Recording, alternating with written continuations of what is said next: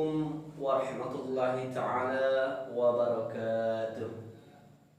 Alhamdulillah, alhamdulillahi rabbil alamin, wa bihi nasta'inu ala umuri dunya waddin, wassalatu wassalamu ala asrafil anbiya wal mursalin, wa ala alihi wa sahbihi ajma'in. Amma ba'd. Qala Allah Ta'ala fi kitabihil karim, a'udzu billahi minasy syaithanir rajim. Bismillahirrahmanirrahim. Wa'tasimu bihablillahi jami'an wa la tafarraqun. Sadaqallahul aliyyul azim. Baiklah, mengawali perjumpaan kita pada malam hari ini, tak luput dan tak bosan kita panjatkan rasa puja dan puji syukur kita atas kehadirat Allah Subhanahu wa Ta'ala, yang mana berkat limpahan rahmat dan karunia-Nya lah kita dapat berkumpul, dapat bertatap muka, sehingga senantiasa pada kesempatan kali ini kita berada dalam keadaan sehat walafiat, berada dalam keadaan beriman dan masih di dalam keadaan Islam. Mohon maaf walaupun kita mungkin sekarang dalam keadaan sakit maupun zahir ataupun batin, percayalah rasa sakit itu adalah salah satu ujian dari Allah, yang mana ujian tersebut diberikan agar kita naik kelas ataupun diangkat derajatnya oleh Allah, dan itu juga salah satu penyebab untuk menggugurkan dosa-dosa kita. Amin Allahumma amin. Semoga kita senantiasa dirahmati dan diridhoi oleh Allah Subhanahu wa Ta'ala dan diberi keberkahan. Amin Allahumma amin. Baik, di sini sebelum saya mungkin menyinggung sedikit bahasan maupun itu tentang apapun itu, tak bosan-bosannya saya mengingatkan, saya duduk di sini bukan berarti mengajari buaya berenang ataupun mengajari burung terbang, namun layaknya di sini saya sebagai teman sharing ataupun berbagi pengalaman, berbagi sedikit setetes ilmu yang mungkin sebelumnya kita sama-sama ketahui, sehingga di sini menjadi forum sharing session kita ataupun berbagi pendapat dari berbagai pemikiran. Ya, baik, saya selalu terbuka untuk teman-teman yang mungkin memberikan komentar ataupun memberikan pesan, saran, sanggahan yang hingga sampai kepada saya sangat menerima. Baik, sedikit kita menyinggung tentang sholat pada pertemuan kali ini, yang mana sama-sama kita ketahui di dalam sholat itu ada rukun-rukun sholat, ada syarat sah sholat, dan ada juga hal-hal yang membatalkan sholat. Ya, mungkin kita loncati langsung ke hal-hal yang membatalkan sholat.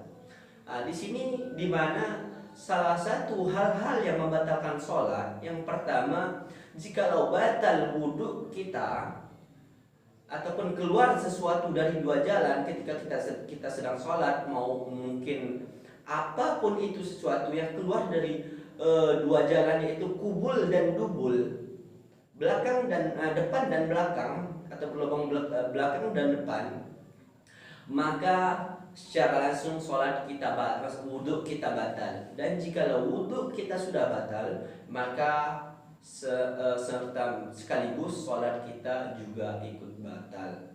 Jadi mau apapun itu yang keluar dari dua jalan, maka itu batal sholat kita. Yang kedua yaitu tertawa terbahak-bahak, yang mungkin mohon maaf kita sebagai manusia awam, kita sebagai manusia biasa yang imannya sangat rendah, seperti ya mungkin seperti kita, seperti saya yang mungkin imannya sangat rendah, mungkin pemikiran kita belum kuat, yang mana ketika kita sedang melaksanakan sholat, terlintaslah pikiran-pikiran ataupun ingat-ingatan yang mungkin berbau lucu ataupun yang mungkin memancing kita untuk tertawa, sehingga kita tertawa terbahak-bahak sedang sholat, maka itu membatalkan sholat.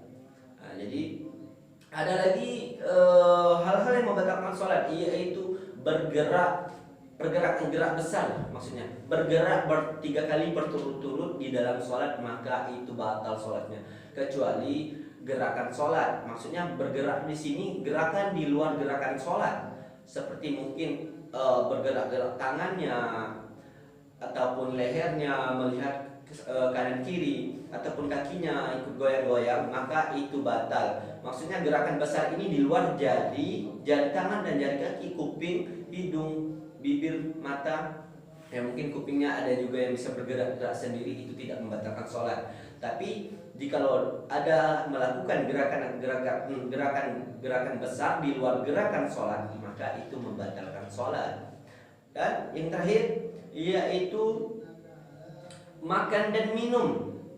Jikalau kita sedang melaksanakan ibadah sholat, mau itu sholat fardu ataupun sholat sunnah, jikalau kita melakukan ataupun minum sedang sholat, maka itu batal sholat kita. Begitu juga dengan makan, maka secara langsung sholat kita akan batal, dan sebaiknya kita harus mengulangi sholat kita.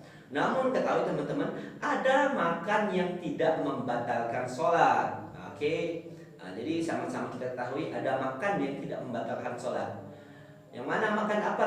Makan apa tadi yang tidak membatalkan sholat? Yaitu jikalau ada sisa makanan yang tersangkut di gigi kita ataupun di dalam mulut kita, maka secara tidak sengaja itu tertelan sisa makanan tadi, itu tidak membatalkan sholat, kecuali ada lagi syaratnya. Syarat yang kedua, makanan tadi tertelan secara tidak sengaja. Yang kedua, makanan yang tertelan secara tidak sengaja itu tadi fisiknya tidak lebih besar dari 2 biji simsim, atau boleh dibilang dari 2 biji bayam lah, mungkin kira-kira seperti demikian lah. Jadi 2 syarat tadi adalah satu kesatuan yang tidak bisa dipisahkan. Walaupun makanan yang tertelan secara tidak sengaja, namun sisa makanan ini lebih besar daripada 2 biji simsim, itu batal.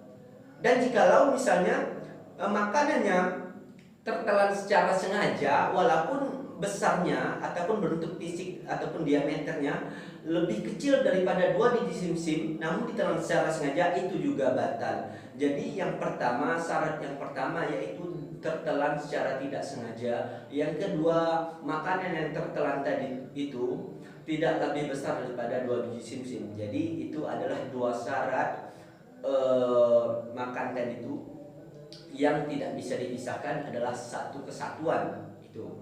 Jadi walaupun misalnya makanannya kecil tapi ditelan secara sengaja, itu juga batal. Walaupun makanannya tertelan secara tidak sengaja tapi makanannya mungkin besar, mungkin sebesar jempol atau bahkan sebesar pergelangan, itu jelas membatalkan sholat.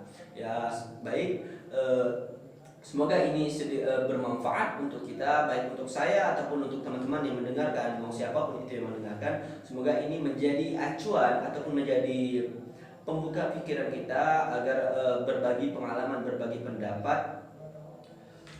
Semoga Allah selalu merahmati dan meridhoi segala perbuatan baik kita. Amin Allahumma amin.